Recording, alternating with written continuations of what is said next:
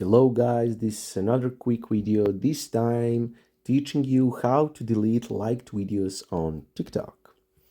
And unfortunately TikTok don't allow us just to hold the video and delete it, but you can get into video and unlike it, but there is a way to make your liked videos not available for seeing to other people. So if that is something you're aiming for, so you can go on these three dots here, go on settings and privacy, go on privacy, scroll all the way down where it says liked videos and click on it.